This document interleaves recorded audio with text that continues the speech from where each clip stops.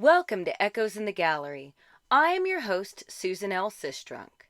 As a lifelong artist and arts educator, it is my privilege to bring you my first original podcast set in a series of volumes. Each episode will air weekly on Spreaker, Spotify, iHeartRadio, and YouTube. Tonight, in episode 17, The Contingency Plan, Sergei and Tuturia brainstorm to make assurances their scheme will not be thwarted by the new developments. Let us step into the gallery and begin.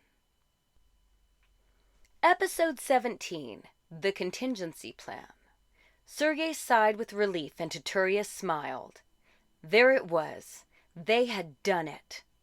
In the morning, Ivanov would wake up with the accounts from his illegal art dealings drained.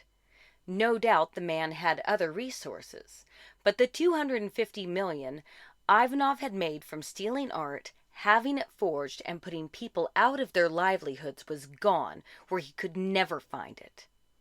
She was satisfied, at least with this part. "One thing down!" Tuturia exclaimed loudly. "We are not finished yet. Celebration is for later," Sergei said calmly. "Of course. We still need his prize, and we need to figure out how to get it." Tuturia had not anticipated another person being involved with Jonathan. "Relax. You call Jonathan. Tell him you need to meet to discuss the situation. He probably doesn't even know what he really has in his possession." Sergei wanted this finished. "That is a good point. Gwen was with Ivanov's man tonight. For all we know, they are working together.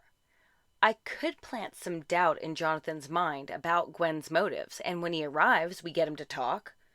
Or I could contact Gwen directly. Either one is a risk. We need to get the painting and leave the country. Involving them was foolish. A necessary evil at the time. At least they can still be useful. Tuturia would just as soon leave right now, except they needed the painting." Sergei looked at her with determination. "Why wait until the morning? We could grab the painting tonight from Jonathan, get a flight to Lahidas first thing in the morning, and be across the border in no time." Tuturia had a connection in Texas to get them into Mexico with no questions asked. It was a difficult day of travel, but once across, they could quickly disappear to any country they chose. "Not likely right now. Jonathan is probably still with the redhead. I'm just getting nervous. The less time we stay here, the better." "But I still don't get what I really came for." Sergei wanted real revenge. Not just money. He had been waiting for this for years. "I know you want him dead, but why can't this be enough for us? He will be devastated by this alone." "If he is alive, what is to keep him from coming after us?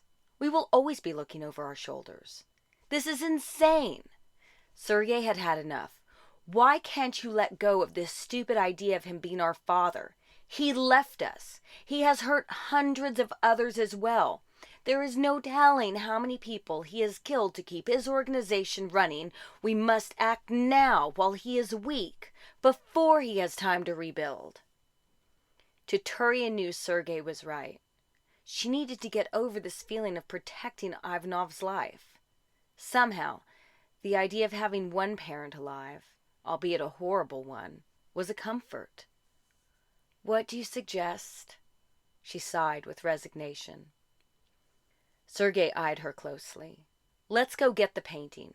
I have an idea which will make Ivanov's death look completely natural. We will need access to his office. It will only take a few minutes." "If we are going to do this," Tuturia said, "let's load up the office and do it before we leave here. Then we don't have to come back. We can just leave from the airport after the meeting with Jonathan. Where should we meet?" Good thinking. Sergei was relieved to have his sister finally on board. Together, they began packing up the office. When everything was ready, Sergei reached into his backpack and pulled out some latex gloves and a small vial. "What are you going to do with that?" Tuturia asked nervously. "It's a toxin. I'm going to drop it onto his keyboard. Even after it dries, it will cause his heart rate to skyrocket, causing failure. It will look just like the bastard had a heart attack. Case closed, and our problems are solved. With that, Sergei jumped up on the desk and began unscrewing the vent shaft. Keep an eye out. I'll be back in 5 minutes. While he desperately wanted to see Ivanov's face while he died right in front of him, Sergei knew the situation with his sister was fluid, and she might change her mind at any moment. He simply couldn't risk it. Besides, Sergei was going to plant a small recording device, so he could watch the demise of Ivanov over and over again at his leisure. Sergei had been gone for a couple of minutes when she heard the elevator down the hall begin to run. What if Ivanov was returning? It was the middle of the night, but the building had 24-hour access, and she wouldn't put it past him to show up at this time of the evening. Looking through the window on the side of the office door, she could see the elevator doors open and Ivanov walk out into the hallway, heading towards his office. Tuturia grabbed her phone and texted Sergei, "Get out of there, now!" He felt his phone buzz in his pocket as the last drop was put onto the home row of Ivanov's computer keyboard.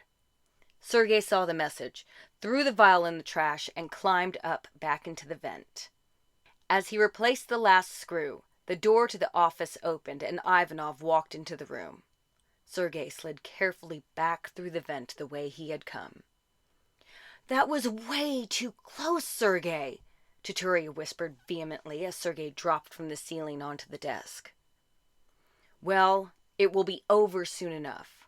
Let's wait a little while. I don't want him to see us leaving." They sat for a few moments in silence. Just when they relaxed and thought he must have typed on the keyboard and died, they heard a phone ring through the wall. "Finally! I need you to fill in for Yuri and get some help. Today has spun completely out of control. I will meet you downstairs in the lobby." Ivanov was enraged. They heard the door slam and, peeking out, saw Ivanov head toward the elevator. "Well, damn. What if he doesn't touch it?" Tuturia asked. "It doesn't matter. He will have to come back eventually. Let's call Jonathan after we were out of here." They waited 10 minutes, grabbed everything, and headed out. This concludes episode 17 of Echoes in the Gallery. Join me, your host, Susan L. Sistrunk, next week for episode 18, Surprise Contents. Until then, stay safe and love each other.